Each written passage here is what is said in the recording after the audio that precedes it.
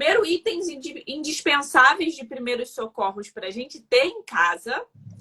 E a outra pergunta é que remédios que eu posso ter em casa, assim, de emergência? Perfeito. Depois eu vou até deixar ali um link para vocês de um e-book que é gratuito, assim, de primeiros socorros e itens que são interessantes a gente ter em casa. Mas, no geral, assim, depois eu vou deixar bem completinho, tá? Mas vamos pensar nas emergências mais comuns. De remédio. Primeiro, começando por medicamento.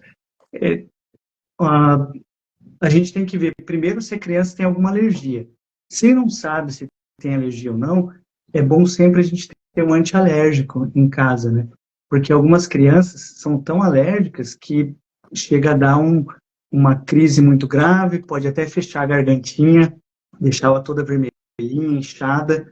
Não sei se já aconteceu com você, se tem alguém na família ou algum amigo, ou às vezes até o adulto mesmo, é picado por um mosquitinho, ao invés de ficar só ali o local, parece que vai inchando o lábio, vai dando falta de ar. Então, algumas pessoas têm uma tendência maior a ter alergia. Então, é bom para todos nós termos antialérgico em casa. Se a criança, como aqui em casa, o pessoal tem uma tendência à asma, a rinite, né? Rinite alérgica, rinocinusite.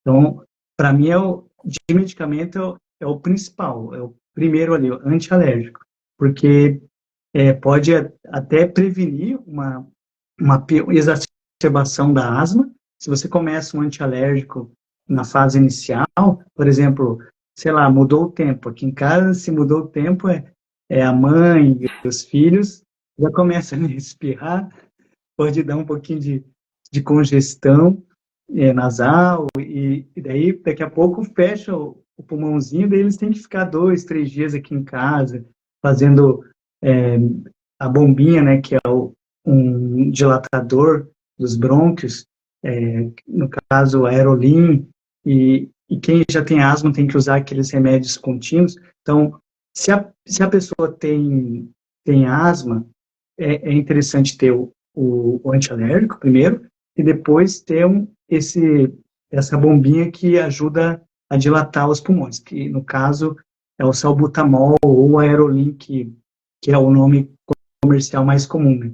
E daí, se a criança ou adulto for muito alérgico, se já tem indicação de ter um kitzinho de adrenalina para injetar intramuscular, daí é bom ter, só que isso é raro, então não é um item super essencial. Para todo mundo é bom ter antialérgico, em primeiro lugar, e para as crianças e adultos que têm uma tendência a ter bronquite, asma, daí essa bombinha e outras medicações que o médico tem indicado, né, para ela. Mas isso pode salvar, eu já vi, tem muitas histórias, por exemplo, que a gente ouve depois na mídia, de que a polícia foi abordar um cidadão norte-americano que era negro, que a pessoa estava em crise de asma, e para quem é leigo, às vezes policial mesmo, não sabe se a pessoa está simulando, se é verdade ou não, que a pessoa depois vai até a óbito.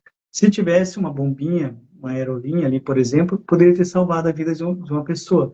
Então, mesma coisa às vezes a pessoa vai jogar um futebol, o exercício induz a uma crise de asma, se tem pólen, se tem uma areinha, alguma coisa que é alérgico, do nada a pessoa sai de plenamente saudável para uma crise de asma que pode ser grave, muitas vezes evoluindo rápido, né? Nem sempre. Então é bom ter antialérgico, e para quem é antialérgico para todo mundo, para quem é asmático, a bombinha, a aerolinha, o salbutamol e outras medicações do médico. Ok, agora, o que mais?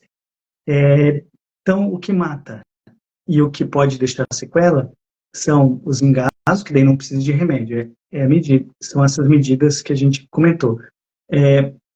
Asfixia por asma, uma crise de broncoespasmo ou alergia, que a gente já falou os remédios, antialérgico, pode ser loratadina, fexofenadina, que é o Allegra, né, conhecido como Allegra, e tem outros nomes comerciais, o hidroxizine, que mais? Desloratadina, tem vários antialérgicos de escolha da pessoa, alguns antialérgicos têm menos efeitos colaterais, outros dão mais sono.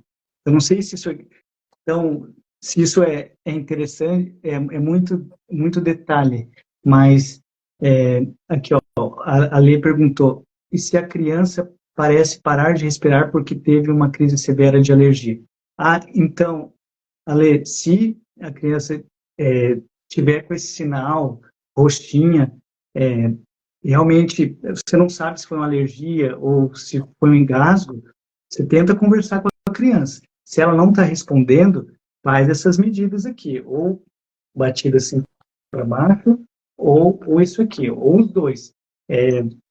Um filho de um casal de amigos, que inclusive um deles até é da área da saúde, teve um engasgo com pirulito, foi recentemente, e não estava respirando. Ele chegou assim para o pai e para a mãe, eu estava perto, e estou com a boca aberta assim, eu logo percebi, né? E eles, como pais, eu também ficaria muito preocupado. Mas aí, de imediato, peguei a criança, como já era grandinho, acho que com 3 anos, então eu fiz um misto.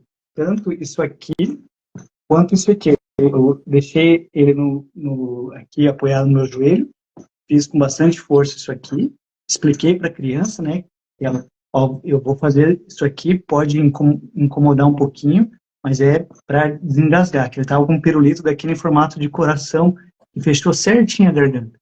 E aí depois fiz isso aqui. Foram ali em torno de uns 5 segundos, desengasgou. Daí ele saiu aquele pirulito inteirinho, assim. É impressionante, né? Como a gente tem que tomar cuidado, né? Uma coisa que você salientou aí, né? É importante consultar o médico, saber, porque a gente tem essa mania, né? De automedicação. Então, não é só ter o remédio em casa, né? Mas saber se aquele remédio é adequado para aquele problema que eu estou apresentando, que meu filho está apresentando ali no momento, né? Então, eu acho que mais do que ter uma farmácia ali, igual a gente tem mania de ter, é ter um médico de confiança que você possa entrar em contato caso aconteça alguma coisa, né?